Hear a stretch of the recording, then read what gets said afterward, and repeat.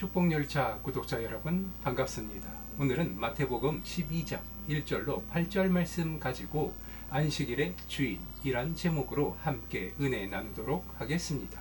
성경 본문입니다. 그때에 예수께서 안식일에 밀밭 사이로 가실새 제자들이 시장하여 이삭을 잘라 먹으니 바리새인들이 보고 예수께 말하되 보시오 당신의 제자들이 안식일에 하지 못할 일을 하나이다. 예수께서 이르시되 다윗이 자기와 그 함께한 자들이 시장할 때에 한 일을 잃지 못하였느냐. 그가 하나님의 전에 들어가서 제사장 외에는 자기나 그 함께한 자들이 먹어서는 안 되는 진설병을 먹지 아니하였느냐. 또 안식일에 제사장들이 성전 안에서 안식을 범하여도 죄가 없음을 너희가 율법에서 읽지 못하였느냐. 내가 너희에게 이르노니 성전보다 더 큰 이가 여기 있느니라. 나는 자비를 원하고 제사를 원하지 아니하노라 하신 뜻을 너희가 알았더라면 무죄한 자를 정죄하지 아니하였으리라. 인자는 안식일의 주인이니라 하시니라. 아멘. 오늘 성경 본문 말씀을 보니 예수님과 제자들이 주일에 밀밭을 지나가는 이야기가 나옵니다. 이때 제자들이 밀을 따먹는 장면이 등장을 하는데 이는 당시 유대인들의 안식일 규정에 어긋나는 행동이었습니다. 그래서 이에 대하여 바리새인들이 비판의 목소리를 냅니다. 이 부분에서는 예수님의 대답과 행동을 통해 우리가 무엇을 믿고 어떻게 믿어야 하는지에 대한 교훈을 얻을 수 있습니다. 이 성경 구절은 단지 예수님과 제자들, 바리새인들 간의 대화로 끝나는 것이 아니라 우리들의 삶과 믿음에 대한 중요한 메시지를 전하고 있는 것입니다.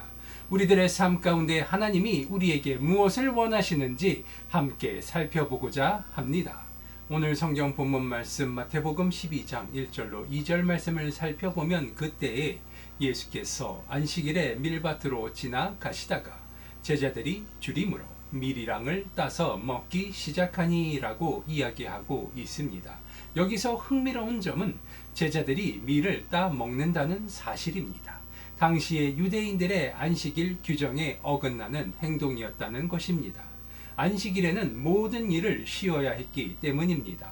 그래서 바리새인들이 이를 보고 비판을 하고 있는 것입니다. 바리새인들의 이러한 반응은 그들이 율법을 엄격하게 준수하려는 태도에서 나온다는 것입니다. 그들은 안식일에는 어떠한 일도 해서는 안 된다는 규정을 지키려 하였고 그렇기에 제자들이 밀을 따 먹는 것을 보고 비판하고 있습니다. 그런데 여기서 재밌는 점은 바리새인들이 예수님에게 비판의 목소리를 내고 있지만 실제로는 제자들이 안식일에 일을 한다는 점입니다. 이는 바리새인들이 예수님을 향한 비판의 의도를 보여주고 있다는 것입니다. 이러한 상황은 오늘을 살아가는 우리들의 모습에 비추어 보아야 할 것입니다.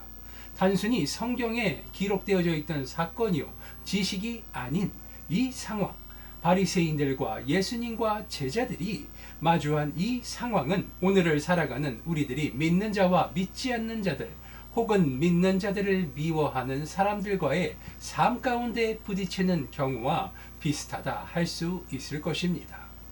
그리고 이러한 상황에서 예수님은 바리새인들에게 아주 깊은 교훈을 주셨습니다.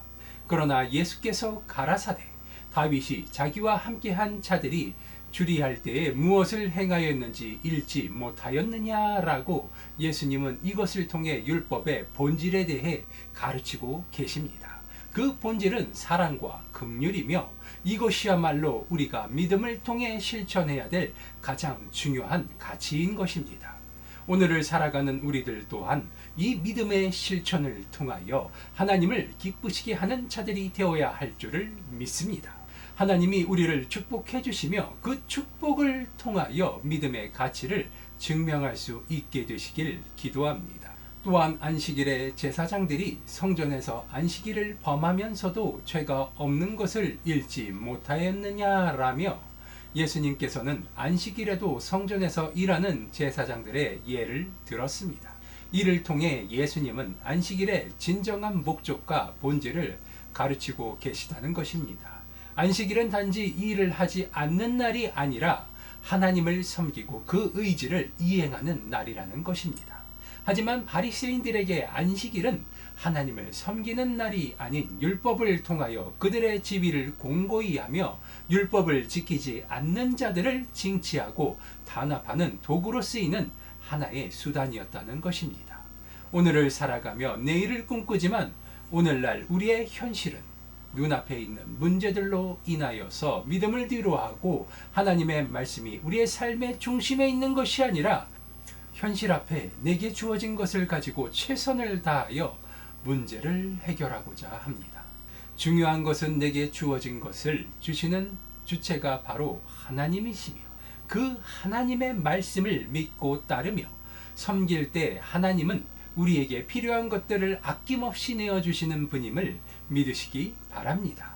지금 이 순간에도 하나님께서는 우리를 위한 최고의 것을 준비하고 계십니다.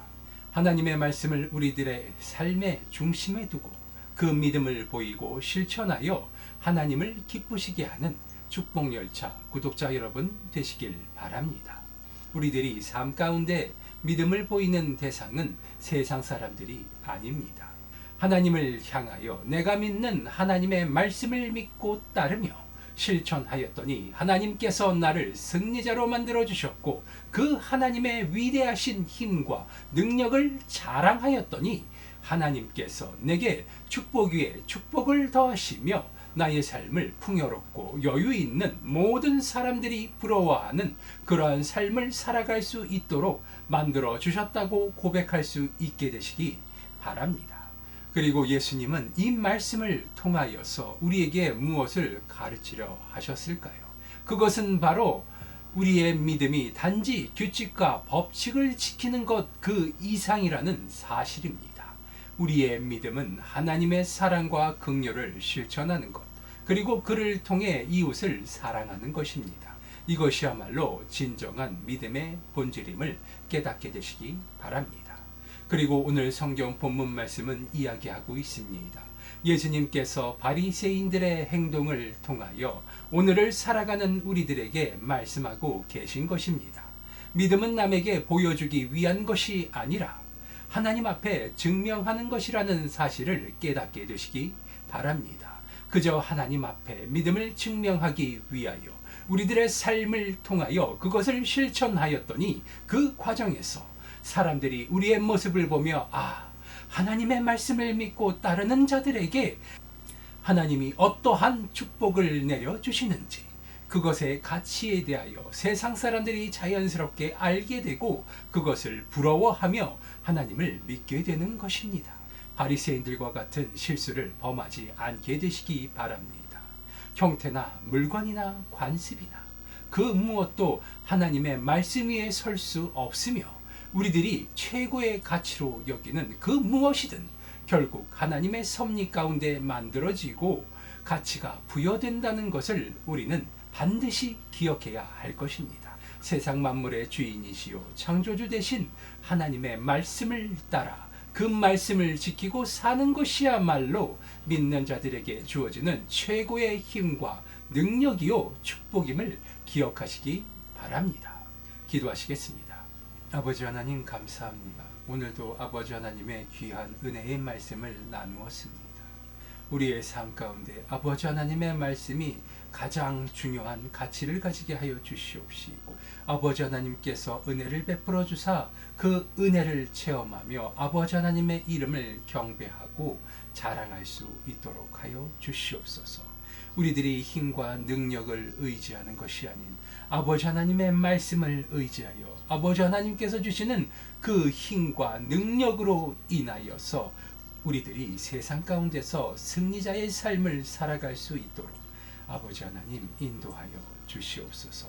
내가 삶의 주인이 아닌 아버지 하나님이 우리들의 삶의 주인이 될 수 있도록 아버지 하나님 순종케 하여 주시옵시고 지혜를 베풀어 주사 성령님의 인도하심을 알고 깨닫게 하여 주시옵소서.